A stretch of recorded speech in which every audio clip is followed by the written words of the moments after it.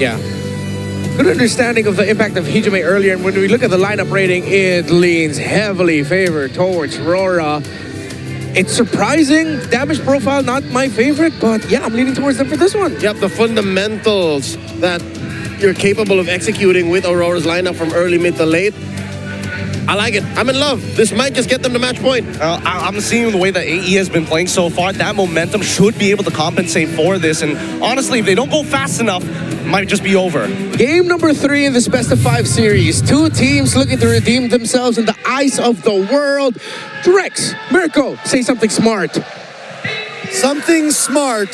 Something smart. Is what Mirko and Trex always say as we jump into the land of Dawn. If you're just joining us, it's 1-1 right now between AE and Aurora Gaming. Mirko, we want to see Edward on something proactive. He picks up the Lapu Lapu. My only problem with their draft right now, at least for me though, is this Khalid. Yeah. The Khalid is, I don't know, for me the Harith is quite questionable as well, honestly, going up against the Claude, right? Like, it isn't a winning matchup for Doming. Earlier, we saw the Granger versus Harith. We saw level 1. It was great for the Granger. But this time against the Claude, Claude's just going to outscale the Harith. And once you get Winner Crown, very difficult to deal with. Yeah, the draft is clean, but Aurora Gaming definitely goes a little bit outside the box. Oh, yeah. Whereas Alter Ego brings us back to some simplistic Swiss stage type drafts. You have the Claude, you have the Sora, you have this Hylos. Just keeping it simple, a very straightforward draft overall. And it's just crazy to see because, like, sure, Zeusin is amazing, but is it, oh my god, light! The Khalid, that's a flicker! Void Blast, first blood for Hijime! That's huge for the side of Alter Ego. Not only a first blood, plus a flicker. You get a lot of value out of that. A lot of times players will just let themselves die and not use the flicker, but now you've lost even more. Oh man, he really tried there. He made him miss at least one cannon minion, but yes, flickers down there. It's gonna be quite big, and again at the bottom lane, Arfi already winning it out, just purely from sustain. Because the thing is about the Claude, right?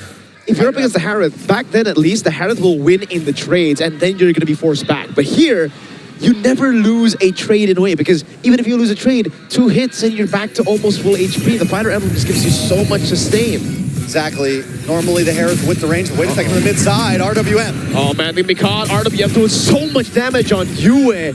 And that's another flicker down for Revitalize for Alec. 2 flickers down before the turtle.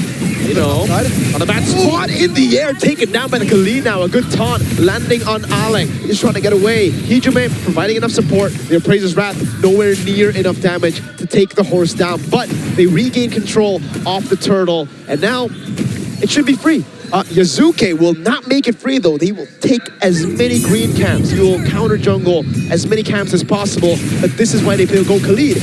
It's very difficult to farm up against him. Raging Sandstorm used up, but again, for Yue, no flicker. He's gonna chill on that one. You know, in the top lane, solo kill against Edward. Revenge was served in the top lane. Just in a moment of Aurora Gaming starting to control the map. Alter Ego fights back. I do want to talk about this Khalid a little bit more. Renmar did say you get that laning phase aggression. He outputs amazing damage in those first 4 levels, and Aurora Gaming have been capitalizing on that. They've been taking advantage of the quick movements. Luckily, Alter Ego, though, is able to find some plays for themselves in the midst of it all. Let's take a look at the items here. Quick check. Nothing too crazy. It's the rush for the DHS for Arfi as usual. And yeah, the Azure Blade plus the little book there to get you instant dashes, instant unlead dashes. Dreadnought armor for Fredrin. He's probably going to switch over into some magic defense as well, so he can get a little bit of best of both worlds. Turtle's not going to be up for 50 seconds, and Alter Ego just continuously hunting for something. Oh, they beat on the Crimson Beacon. Raging Sandstorm with the flicker over, landing on Yazuke. Now the RBM coming down as Yazuke is able to survive, popping him out of shocker before he dies as Hijime gets a trade on, and now it's Nito! That's big. Demon Kite goes down. It's a 2-for-1 currently. Bravest Fighter, the stun dodged away from Alter Ego. Walk away with the win. Demon Kite and Light down. But the thing is, it's a utility jungler and a tank for one of your carries. I mean, it's still worth it, but it's like... I think taking jungle is what made that worth it. If you don't take jungle, it's definitely not worth it. But the fact that Demon Kite goes down, maybe Alter Ego's able to get a small advantage in terms of levels. Maybe they can convert that into an advantage on this next retry. And also, that fight proves to us why a lot of Soras have been going for the concussive blast over Bracemite. He just rotates so quickly. Light up top, trying to get the pressure back for him. Alec with a walk up the Tonto. Comes around for Demon Kite. Mizuki's walking up as well. The Bravest Final coming up for Edward. That's a free turtle again to Demon Kite. 2 on the board with no response from Alter Ego. Nino, CC Immune brings Demon Kite into the turret range. Now Raging Sats, a good flicker from Nino, but he's gonna be caught, and it's Yue who gets the kill. Alter Ego can do nothing about it right now. Even with the last turtle, they know we don't want to get into this. One ton and you're all down. Blinkers him on for Suzuki, able to escape. RWM coming down on him, but Hijume, oh my god, Tormang is able to survive through it all with the unlimited dashes. And Hijume falls, Yasuke with the traceless forward, Light going in. Looking for more. Aurora Gaming just continue to put on the pressure, but Yasuke wants to maybe jump back. Alter Ego, no, they can't take the fights right now. It's just the reality of the situation. There was nothing they seem to be able to do. They lay down a nice RDM. They do something perfectly, but Aurora Gaming still ends up winning. They have the damage, but they also have the defense. Is there a time? I think Alter Ego still needs maybe 8 minutes, 9 minutes till they can really put on a fight, until Claude can really lock in and get involved. I guess so. Right now, he just is sitting on a DHS. The Harith is behind in gold, but you are active way earlier. And that may be the reason as to why they actually went for the Harith despite being in a bad matchup, right? Like, Claude can get the gold lead, but how big is your lead going to be? It's not going to be a whole item diff yet, right? So as long as Domeng gets the Starlium side of the Feather Heaven, he can do this. Constantly solo kill! Domeng! Oh my goodness! That amount of shock with the glorious pathway in the mid lane. Alter Ego just cannot get any trades on the map. They can't get anything at all, let alone trades. I mean, he's literally diving under towers. It's not even a trade to be found. Who gonna stop him? Nobody. Nobody gonna stop Domeng. Saman force in, he knew Arfi did not have his flicker, and it was just a bang in Mobile Legends, man. You know, we're talking about Domeng, but for me, it's Yue, 2-0-1, even earlier in that fight. Yes, Domeng didn't drop, but Yue's the one who dives in with the beacon, able to output the damage. And normally it doesn't seem, normally for me at least, the Jushins aren't chunking away, but Yue makes it look nasty. Hey, speaking of Yue, give the all-in from Nino, going on to Yue, going for damage as well. Yue able to survive for such a long time, and Nino had already used the flicker, he still goes in on the turret, but it's a trade at least. Nino knew, once he saw the Zaman's force coming, it's like, all right, I have to fully commit. It's like, at least be complimenting him too much. At least get the trade. Nino he wants you to compliment him, bro. That's what he wants. You talk about Yue, he's like, nah, I want some of that, man. That's a stun, though. Landing on light. Oh, okay. He just, hey, it's a safe play. Better safe than sorry, right? All right, so taking a look at the items, still only a DHS for the Claude. And I think at this point, you're going to need the whole trinity. You're going to need the Scythe, you're going to need the wand, you're going to need it all to really be able to output, and that's a long while away at this point. We are 8.5 minutes in. Yep. 8.5 minutes in. And probably around 10, 11 minutes, that's when the third item's gonna come. And by then, Aurora Gaming can turn this 2.7K gold lead into 4, 5, and just continue the snowball. It's still within Aurora Gaming Philippines' power spike is the problem right now. Yeah, so Alter Ego, they're just gonna have to wait and stall the game a bit longer. Because if we do get to the late game, this is where Alter Ego's composition really starts to pop off, right? They have 3 damage dealers. That's why it was very greedy for them to actually go for the Claude and then the Yi Sun Shin in the end. I really thought it was gonna be a utility jungler too, right? But hey, that's the Warax pickup, so they are getting to that point. It's just incredibly slow because in normal situations, you would actually be able to give gold, like more to the gold lane if you're on utility, or, you know, vice versa. If you're on the fighter gold, you give more to the jungle. Now everyone's kind of like looking for gold everywhere on the map, and it's just getting tough because Light has so much ground clearance on this Khalid. It's so easy for him to rotate top, bot, again, everywhere to stop the guys from farming or to counter jungle. You know, what's insane about this as well is Alter Ego got so many picks that we considered power picks. Oh, yeah. They get this Claude, they have the RWM, they have big play potential here, but they're just not able to make it all work. Let's see. Lord already taking half HP now. RP walking up, pops into BMI as Edward jumps in with the Bravest Fighter. That's Raging Sandstorm with the Blinker into the back line. It finds Hujumer. He pops into RWM, but it's a bit too late. And Yakuza is trying to do something, but he's just not able to output the damage. Traces is out to safety. Nino still kind of in the midst of it all, doing more damage over on Demon Kevin. RP goes in now on Yue, and it takes him down. It's just a 2-for-2 at the end of the day. Yazuke, did he get taken down? No. 2 for 2 plus a Lord. UA, Light, Hajime, and Alec all fall. But the tower's gonna fall next, and Aurora Gaming PH continues to push forward. 3.2k gold lead. Now, even if Alter Ego hit their power spike again, if Aurora are able to build a lead that bypasses that power spike, it's going to be big trouble for Alter Ego. They will have good clear still with the Eve, with the East and Chim. Let's take a look at the replay to see exactly what happened in that fight. I mean, it's just a full-on dive in the backside. And look at Yazuke. Normally, that many free hits, you're going to be able to take someone out, but the damage just isn't there yet. Arfi as well, chipping away on a UA. It takes forever to even get a kill. Arfi died.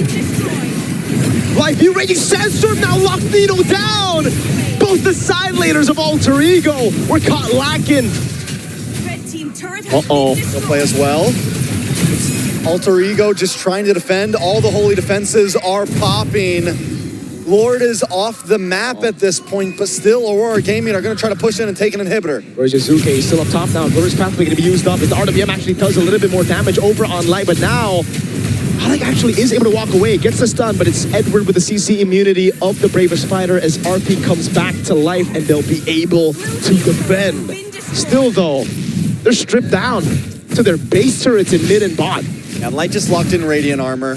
That means he can really hang out in the midst of this RWM. He can take even more damage. So we went from being a nice damage-dealing tank in the beginning game, and now he's just going to be able to absorb the damage. If he wants to pull off a crazy Raging Sandstorm, he has the ability to do that and get away safely. Sky Piercer has been in for UA. He's 4-2-2. The stacks, I'm sure, are starting to come in, and that means even more damage on the side of Aurora Gaming. We're not even talking about Edward. We're not even talking about Dome and Kite yet. Now it comes back to how can they get farm? Because look at Aurora. They're trying their best to actually freeze out and to push in when they actually want to take away the green camps, right? And again, for Light, he's trying to catch these guys off guard. Arfi is holding that bush right now, but it actually might come back to bite him. Dome Kite. Okay, he doesn't read into that bush. I thought, you know, he would use the eye icon and maybe look for a play there. But yeah, Alter Ego. At this point, they've hit some power spikes. Arfi already on the 3-item. Holy Trinity. The Holy Trinity of attack speed items already. He's building towards a melting gun, interestingly enough, not straight to the Winter Crown. So he's expecting to just be free in the fights. I mean, I think it's not a bad play at this point. Maybe just fully commit, right? Last Try to cannon. chip down onto Demon Kite. There's so much tank on the side of Aurora Gaming. And if he can play smart, it could be huge. Yeah, Nino really try to brute force into that position there, but against Chung, Edward zoning Yazuke away. Look at the Lord. He's getting Chung really low. Yazuke has no position to go for the contested. Demon Kite secures it for free as Edward whips the stun, but he doesn't need to land. Raging Sandstorm with the flicker now catches Nino. That's a pick up with the Lancer Flare, and Nino gets sent to the sword of Edward. At this point, Yazuke hasn't been able to try to take a single neutral objective. 3 turtles, 2 lords, and he hasn't even been able to walk into the pit because Aurora Gaming is waiting for him. And this is what the composition's able to do. Edward brings out the Bravest Fighter. Light brings out the Raging Sandstorm. They hold down this front line, and there's nothing these egos can do.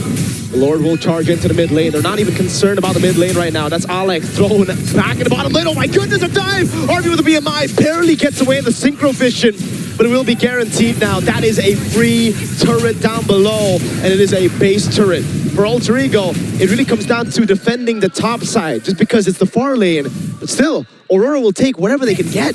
2 base turrets with a Lord push, that's value, dude. It might just look for a third here. Minions are coming down the bottom side. They can push on the top here. Alter Ego has to commit to 1. Edward with Bravest Fighter now jumps onto Hijime. Yazuki dealing a lot of damage. Now as RP does the same. The Mountain Shocker goes wide as now it's going to be Light trying to run away. And he does. Glorious Pathway. Omen Kite maybe looking for the possible re-engage along with UA, but RORA are going to play it safe. They took 2 inhibitors. They can move on to the Lord next. And look at how low that last turret is. Nino checking his bush. We'll spotlight out there. But the turret up top, man. If Aurora even just build a small slow push and they spotted this. Oh my goodness. Arfy's gonna try to lock on. Thankfully, it's a Khalid, right? Like there's, you don't chase him easy. Oh man, the orange buff. Yue shining the light onto Yazuke, zoning him away. The retry from Demon Kite to take it away from Yazuke, who still kill us this game. Alter Ego have just been getting starved non-stop. Purple buff gonna go as well. Nino at least keeping vision, taking a look at the items. Taking a look at Yazuke.